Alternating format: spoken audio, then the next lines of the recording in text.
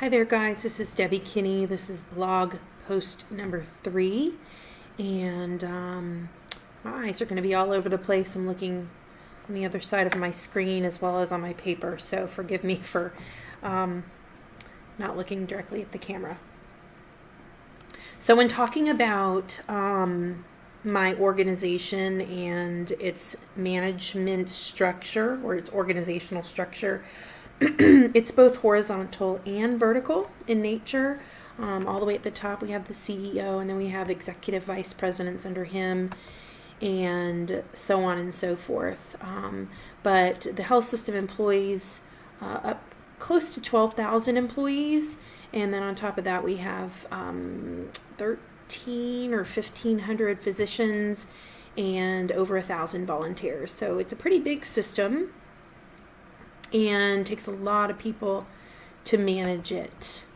I have never really been a part of leadership. It's not something that I really have explored or been interested in. And I would say that my leadership skills questionnaire maybe reflects that. Every one of the categories that I did, which we all did, I scored in the moderate range. So I don't know exactly what that means. I don't know if that means that I would not make a good leader, but again, I'm kind of a worker bee, and I'm happy being a worker bee. But when talking about some of the leadership skills, so in the book, Chapter 7, we're to talk about some of the skills that are required to secure resources such as staff. I do feel like I possess some of those skills, and those skills being organized. I feel like I'm somewhat organized, but I feel more so that as far as being a director, as far as being a supervisor, and trying to be approachable and understand the needs of others. I feel like I'm a good listener. I feel like I'm trustworthy, and so on. I feel like those are very important skills that a leader should possess. I feel like staff really needs to be able to trust their leader and count on their leader, and have somebody that will go up to bat for them. I know personally I work in an emergency department. That's one of my 2 nursing jobs, and I love our manager. She will put on scrubs and go out there, and she is not very up to date with her bedside skills, but that really doesn't matter, because if we have other needs, she will do what she needs to do to help us. So she'll transport patients upstairs, she'll discharge patients, she'll do some of the other things that need to be done to help us out. And I feel like she is somebody that has our back no matter what. And I think that's one of the most important things that a leader, one of the most important qualities that a leader must possess. She's very motivating, communicates all the time with us, and always accepts input.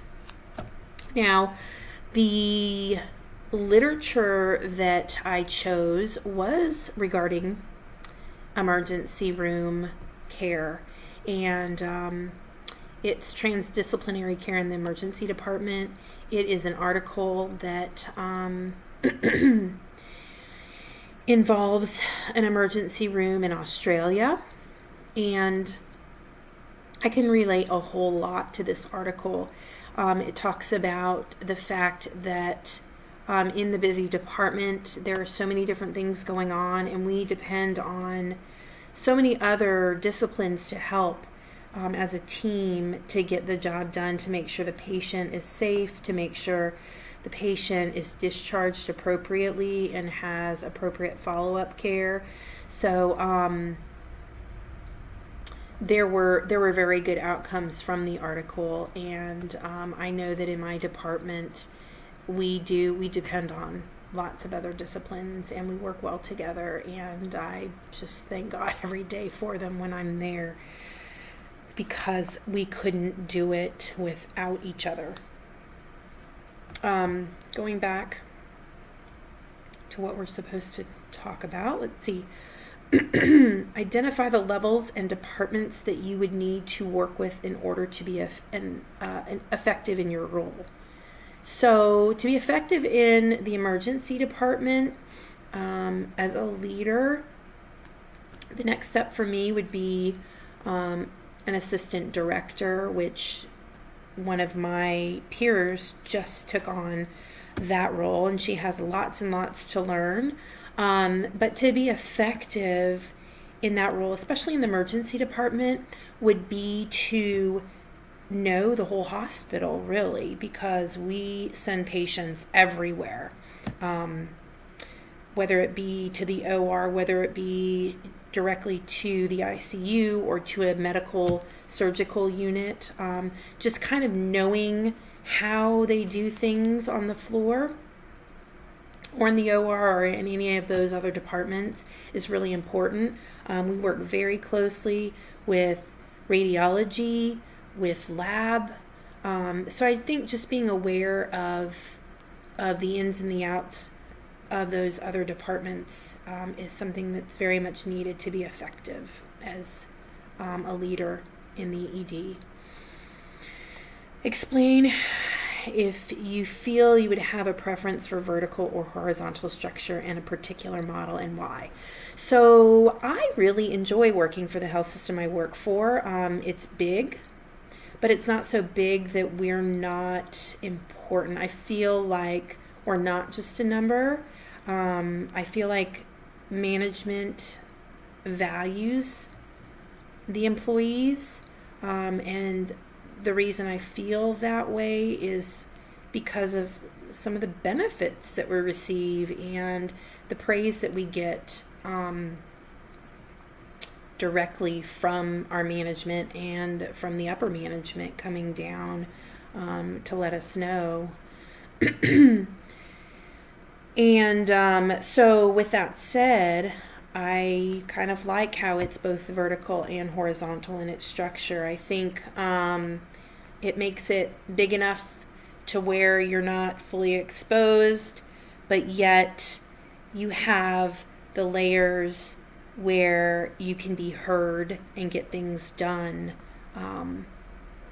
so that it's not just, this linear plane and you're just told what to do and no questions asked, no ideas received kind of thing. So I enjoy working where I'm at, and I think I've answered all the questions. Let me see. I hope I have. And I can babble on and on, so I'm going to press the stop button now. Have a good night, everybody, and I look forward to reading your posts and watching your videos. Bye.